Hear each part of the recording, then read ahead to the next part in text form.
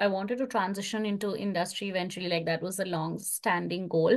So the motivation behind that was like having invested like so much time and efforts in research. You want to be able to uh, make sure that it is fruitful. And by like fruitful, I don't just mean like in terms of publication, or I just want to do something so that like the research you're doing has an impact, or like which actually directly impacts patients' lives.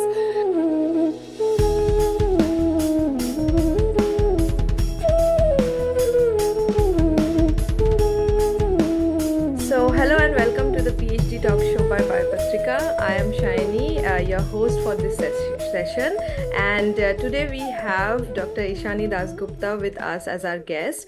Ishani is working as a senior scientist at AbbVie currently. So, welcome to the show, Ishani. Thank you. Thank you for having me, Shani, and thanks to Biopatrika for this opportunity. Yeah. Yeah. Look forward to the conversation. Yes. So, yeah, like as you mentioned, it's mostly going to be a conversation. And to start with, we are curious to know you better, where you come from, and your academic journey so far. Yeah, sure. So my academic journey began in India, so where I did my bachelor's in microbiology and master's in biotechnology, and then I was studying the microbial pathogenesis of salmonella in the Indian Institute of Science, and then from there I moved to Singapore to do my PhD in broadly molecular and cell biology. And then after my PhD, I came to the US for my postdoc, where I joined UMass Chan Medical School. And I was studying signaling pathways that are implicated in cancer, tumorigenesis, and organ development. And then I wanted to do something translational, like something more translational, which is why I switched gears. And then I joined the Gene Therapy Center at UMass Med School.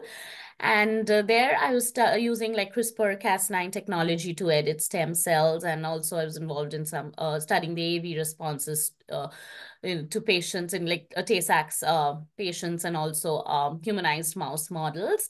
And then I transitioned to industry. So I joined AbbVie as a senior scientist, and now I work in the early like immunology discovery group, and I use CRISPR-Cas for target validation and target identification, and broadly for like autoimmune diseases. Yeah, so that's what I. Oh, yeah. Oh, it's a very interesting journey you had, and you have been working on some really cool and useful stuff, I would say, Thank during you. your academic journey. So, Yeah, congratulations on that. thank Uh, you. okay. Like if we consider your bachelor's, master's, PhD, and postdoc, that easily counts to more than a decade of you being in academia, right? So, Ishani, I'm curious, like, why did you transition to the industries? Like, was it something which you had already thought about while doing your PhD and postdoc, or did you just decide under certain circumstance? So, just curious to know about that. Yeah, so sure. Yeah, sure. So the reason, actually, it was not like a sudden decision. Like I've been wanting to transition. I mean, I wanted to transition into industry eventually. Like that was a long-standing goal. So the motivation behind that was like having invested like so much time and efforts in research. You want to be able to uh, make sure that it is fruitful. And by like fruitful, I don't just mean like in terms of publication, or I just want to do something so that like the research you're doing has an impact, or like which actually directly impacts patients' lives, because you're studying like immunology, you're doing gene editing, so you want to be able to do something which in the long run benefits patients at large, or society at large, which is very gratifying, and which is also like the motivation behind transitioning to a place where that your research will have a translational impact, or like a direct impact. And obviously no other place better than like AbbVie, because I mean AbbVie has a very like a remarkable history, behind like a lot of drugs that are already in the market for autoimmune diseases. So if you're, and also like always like the immune system is very intriguing to me. And then autoimmune diseases, which where, like the patient, I mean, the immune cells are going against your own like healthy cells, so that, and to be able to design strategies to mitigate that is something very interesting.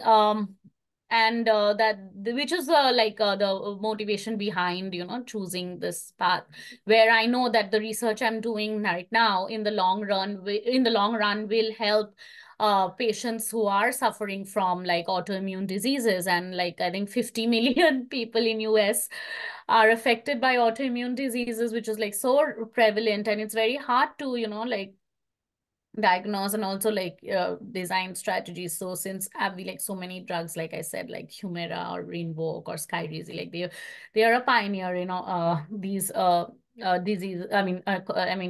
In this field, which is why that was like the motivation for me to involve myself in these in this research, which ultimately leads to potential treatment for this autoimmune diseases. Yeah. Yeah, I mean, yes, like that totally makes sense. I think it's, um, I don't know if I should say it's for majority of the people, but I have spoken to a lot of people in the past few months or close to like a year now, who are in the industries. And if I talk to them and ask the same question, Mm. everybody has their own story, and each Mm. one of them is truly inspiring. And even for me, I feel that when I was doing my PhD and I was almost towards the end of my PhD, Mm. and I had to choose like whether I want to do a postdoc or I directly go to industries, because I somewhat knew in the back of my mind that I want to do something more application based, where I can see my research and my efforts benefiting the Yeah, society in some way, right? exactly. So I'm like, I'm sure it would also happen if I was in academia, but Mm. I was not sure if it would happen in my lifetime. Like it might happen like after I'm dead or something. So if it has to happen faster in a fast Mm. pace, then definitely The process go ahead. streamlined. Yeah, yeah. Yes, yes, Absolutely. absolutely. So, no, that definitely makes sense. And yeah, thank you for sharing your thoughts and how you worked towards what you really wanted to do in as a career. Mm. I mean, yeah, that falls in place now. So that's great. Okay, so since you already kind of knew in the long term you wanted to work in the industry, so what are the different kinds of skills which you gained during your PhD and postdoc, maybe knowingly or unknowingly Mhm. is helping you currently in your job at AbbVie? Yeah, so like firstly, obviously the technical skills that you gain, like if your aim is to like transition into a scientist or a senior scientist role in a pharma, you will need the technical expertise. So that helped me in academia, like because the way I was driving the projects, like the problem solving skills, then trouble, yeah, obviously like troubleshooting, because I mean, your experiments will not work all the time. So you have to basically still drive your project forward. So all that helped, like I mean, if certain things don't work your way, how to try different things, like yeah, like basically troubleshooting skills. So all that really helped. And also like I mean, when you're in academia, I mean, you read obviously about the project, and then kind of develop your analytical thinking, like what to do next. I mean, because it's your brainchild, so your project when you're in academia, so you know how to drive. I mean, you acquire those skills that are required to drive your project independently. So that helped. And also like collaborate, because when I was working in academia also, it was I mean, the last lab I was in before I transitioned to industry was a very collaborative environment. So that really helped me, because in industry you're not working alone, right? So you are going to work in a team. And so yeah, and basically you have to coordinate with everybody else in the group. And so and also like if you're working in a big pharma, then you will have multiple sites, like not only your site, where you will have collaborations across different platforms. So you have to be able to coordinate all of that and carry out all that. So that really helped me, like the collaborative skills of working in a group as well as independently. And also, other than technical, I would say, I mean, they do in industry, they do emphasize a lot on like the soft skills as well, like leadership, because again, like you will not be working alone. Like you have to be able to be accommodating to work in a team. Then you are kind of accountable for the people who are reporting to you and ensure that they are doing well and like the project is moving forward. And then also communication is another like very, because in the industry you will have like meetings all day and communicate across different groups in different sites and all that. So that really is another very important skill that, yeah, I would Hmm. say is very important. Okay, yeah, Yeah, no. So definitely like leadership, collaboration, yeah, yeah, and communications are some of the important yeah, skills which definitely you can take yeah. along with you when you move to the Yeah. industries. And also I think another thing is like like because as PhD and postdocs, we do have that problem solving abilities, and that is what, like in the industry, they really look for, because you don't want to be like, okay, this is the problem, this is but you don't want to you want to be the one who's providing solutions to a problem, right? So you need to have that attitude that, okay, we have this situation, we need mitigation strategies to be able to cope up with this, so what can we do? So I think your academic training actually prepares you for that because I think we face so many difficulties during our Yeah. PhD. I think we are just prepared for anything after that, right? Yeah. Yeah, yeah, no, absolutely. I keep telling this to my parents, like if I've finished a PhD, I Yeah. am quite sure I will be able to handle anything else coming my Yeah, way. exactly. Yeah. Exactly. Yeah, Yeah. no, that's great. I think that's very good insight into how we develop skills almost unknowingly, and then we Yeah. can just transfer them into the jobs which we'll have in the future. So, Mm. yeah.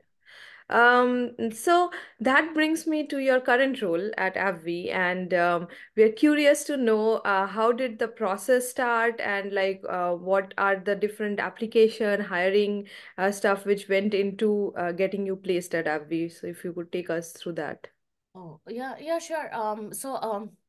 So for me, so the number one thing that I will stress on is your LinkedIn profile. It has to be like updated, and yeah. So because that's the first thing probably the recruiters will see, and you obviously need to have an updated resume and cover letter and things like that.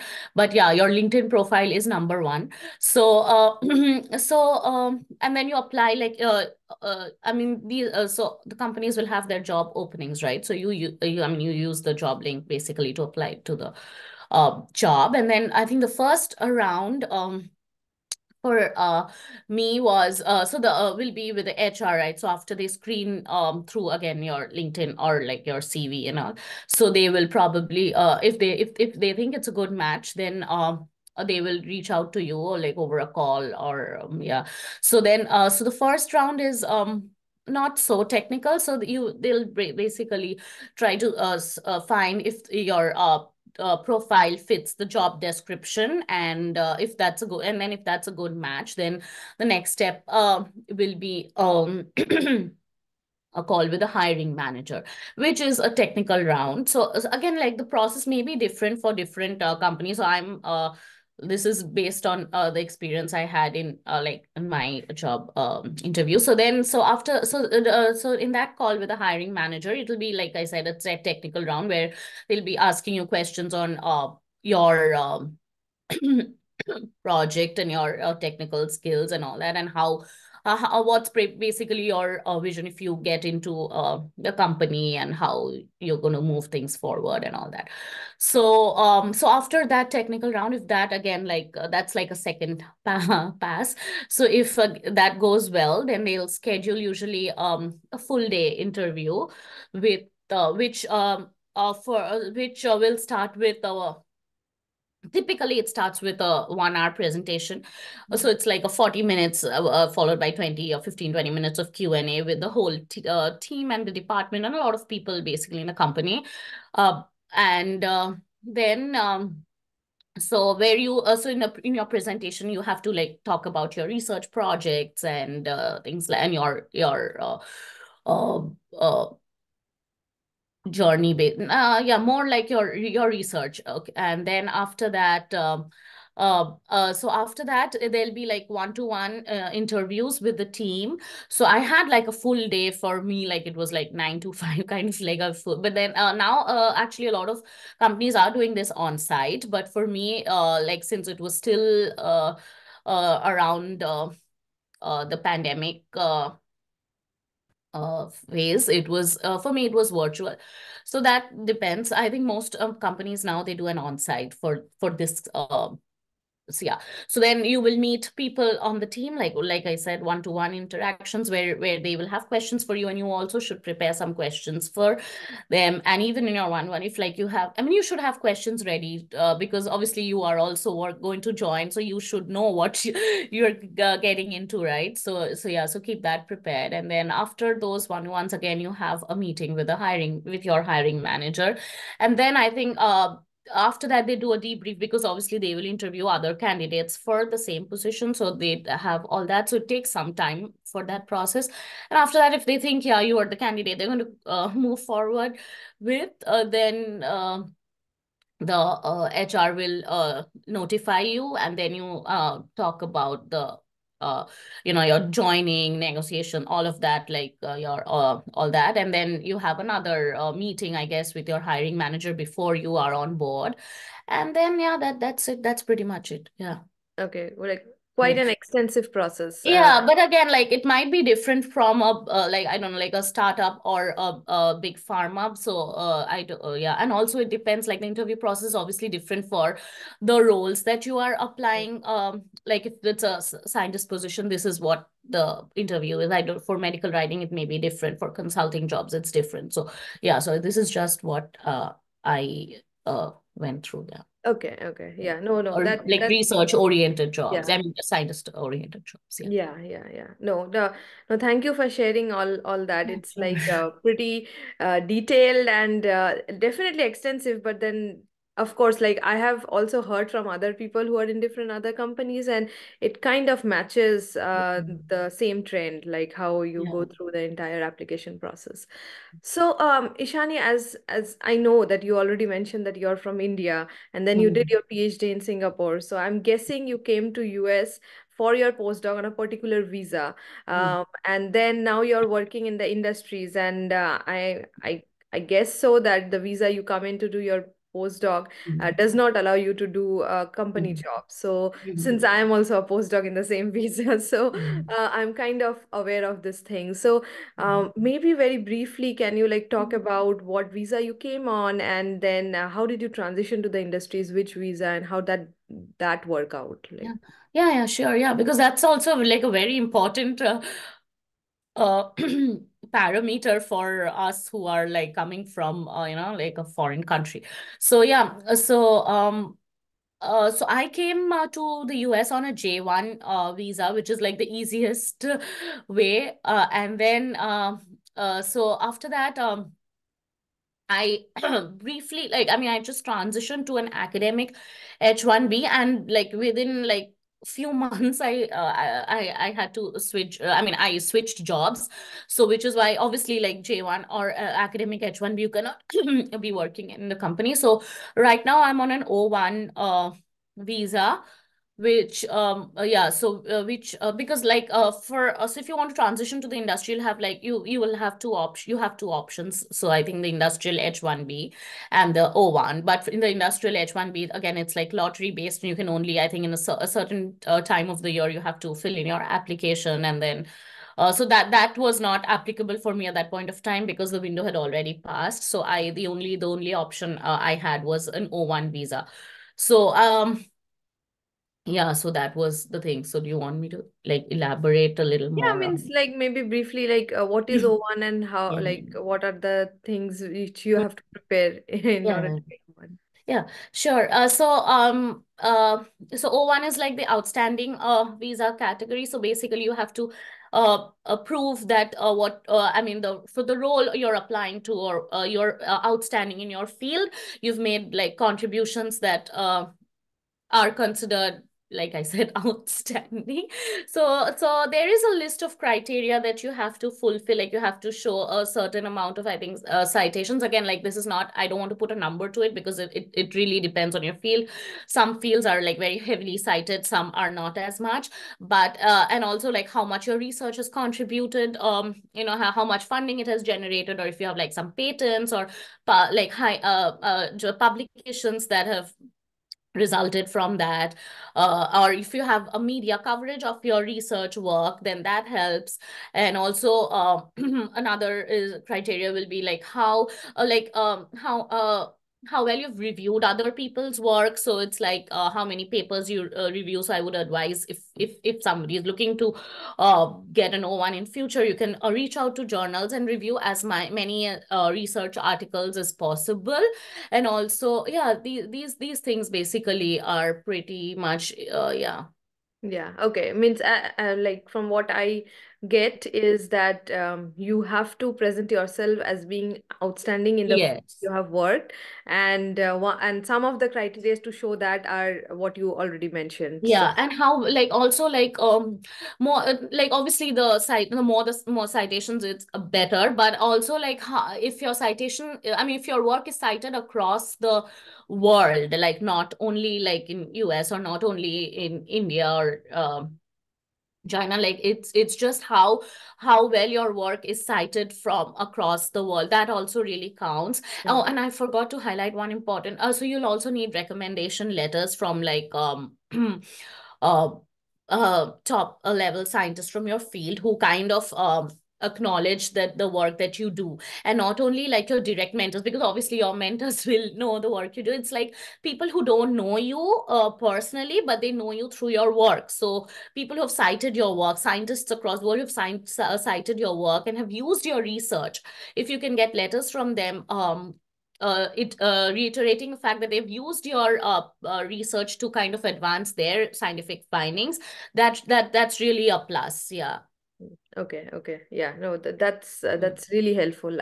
Like for me, and I'm sure to a lot of other postdocs or currently PhDs who are going to be postdocs in the US. So it's good Yeah. that they know this process. If they're Yeah. coming into US with the thought of doing like a short postdoc or Mhm. whatever tenure they want to do and then transition Mhm. to industry. So Mhm. this is usually the path which is followed. Yeah, So yeah, yeah. thank you So for I sharing. think like from J1, you can like I know some people who've actually transitioned to industry on a J1, but I think I'm not very well aware, so I don't want to like comment too much about it. But I think you need to have some collaborations, like company has to have some collaborations with an academic institute, and then if you're working for the academic for that particular academic institute, you can work together. Some yeah, I think there is some Okay, yeah. okay, okay. Yeah, yeah. All right. Then maybe we would want to know how your day-to-day life at your job in AbbVie is. You don't necessarily have to point out what projects you're working on, but if you can give us a brief overview of how your day starts, and then over time, what are the different roles that you play in one particular day, maybe. So that'll be nice. Yeah, sure. So, so my role is like it requires a considerable amount of like bench work. So I do conduct experiments, and then it's like a good balance. And some days like you have a lot of meetings, so like the department meetings and meetings with your individual like working groups and all that. So it's a lot of meetings, and then you have presentations and all that. But typically it's like yeah, I would say yeah, like a good mix of both like lab work and like meetings and all. So yeah, Okay. that's All how right. it Yeah, is. yeah. Yeah. That is, I won't say exactly similar to how it is in the academia, but somewhat same, like at least for Yeah, it's not, postdocs. yeah, it's yeah. Yeah, like we also do some lab work and then meet with other people in the lab, discuss our projects if we are Mm. collaborating inside the lab, and also Mm. with the PI. So yeah, no, Mm. Probably it's just that the now like the meetings are like more like some days you are like okay, you have meetings like from morning to, and then you're like oh where did all the time go? I was supposed to be yeah, meeting. yeah. So yeah, Okay. yeah it's. Nice. Yeah, so Ishani, I know that we keep busy with working, and that's amazing. I think it's good to be busy, I think, than just sitting idle. But what do you do on the weekends, and how do you spend your time? Like, what are your hobbies, and like something which you do apart from doing your fantastic work at AbbVie? I actually I was more active, but I recently had a baby, so that's why that's kind of, yeah, like I have to juggle time. But then so I was involved in a lot of like outreach activities, like so I was the events director for Association for Women in Science, like AVs, which for the Central Mass chapter. So I would spend a lot of time like organizing workshops or career development, like networking events and all for to promote women in STEM. So that was one thing that I would do. And hobbies, like I love dancing. So I am a classical dancer. Like just yesterday, I had a like a dance performance, which is why this thing is there. So I do. I mean, when I find time, I do. Dance and other than that, yeah, like traveling, yeah, we do travel quite a bit, but it was, I mean, it was a little less obviously because with the like baby and all, but then we've started again. So yeah, so traveling, and then food, like I do explore a lot of restaurants in the area and like also other places. So that's like a, you can, I don't know if you can call it a hobby, but that's, yeah, I'm quite a foodie, yeah. No, no, that's amazing. I think I can relate to you totally, other than the baby part. That I also used to love dancing. Like I used to do classical dancing. I think Oh, that's it's nice. very common amongst like Bengalis from India Yeah. to get into some sort of cultural thing like singing Yeah. or dancing or Yeah. drawing. And so yeah, I also do used to do that, which I miss terribly after coming to Yeah. US. Yeah. But no, I'm glad that you get Yeah. to continue. Yeah. That's We good. share a common interest. That's nice. Yes, Yeah, I absolutely. started dancing when I was like barely three and a half. So yeah, I was, yeah, I was doing it full time, like there. Like I got the training, and then I Yeah, would perform regularly in shows and also, yeah. So yeah. No, that's that's something amazing. that I really Yeah. miss. Yeah, no, I do very seriously feel that dance is such a nice way of exercise where you keep happy Yeah, mentally also, and don't exactly. stress that, oh, I need to work out. That stress is not there while you're Yes. dancing. So Yeah. that's great. Yeah. No, I think it has been great talking to you, Ishani, and maybe we could close this by your advice to our young scientists now who are doing their PhDs and would also maybe want to be in academia or transition to the industries. If you have any piece of advice for our viewers. Um, I don't know like any particular advice, but I think like it's going to be better if they like I mean, I know it's difficult to select on a career path early on, but I mean, but if you have the, I think it's good to have the clarity, because then you can tailor your because time is precious for everyone, right? So basically, if you know that you want to go into academia, you will navigate your career path in a certain way. And if you know that, okay, you want to go into industry, you can again like navigate in such certain way so that you can make the switch early on, like so I would say having the clarity is one, yeah, is something. And also one advice, I know it may sound very cliche, but there's no other way, like networking is key. Like whichever path you choose, I think it's a very important to uh, network with the people who are in the respective field that you want to go into, and also like, yeah, talk to them and learn I mean, gain as much knowledge as you can about the field, because you want to make an informed choice, right? You don't want to uh, just jump into something without knowing it. So I would say networking as much as possible. And I think like in STEM peers, I'm sure you're if you're aware, right, about STEM peers. So that's a great group actually for mentoring, networking. Yes, you will find a lot of people who are very willing to help you. in your like career path. So that's a great resource. And just basically, yeah, just talk to people and build your network is what I'm trying to say. So that really goes a long way. And yeah. Yeah, I know. I think these are really good pieces of advice, and I do agree with you that networking is the key. And also It the right has, kind of networking. I mean, no, yeah. don't just network just for the sake of like, like landing a job, but just try to get to, I mean, because, like if you communicate with a person or person on a level, that really is Mhm. more helpful rather than if you have like an agenda of, oh, okay, I need to land this job and that's why I need to talk to people. That really shows. I'm not talking about that kind of Mhm. networking, the right kind of networking where you have like genuinely want to talk to a person and get to know them. Yeah, Yeah, so yeah, yeah. that No, no, is. that these are really, really great pieces of advice, Ishani. And And yeah, oh, I sorry, would, one more thing. Like if yeah, you sure.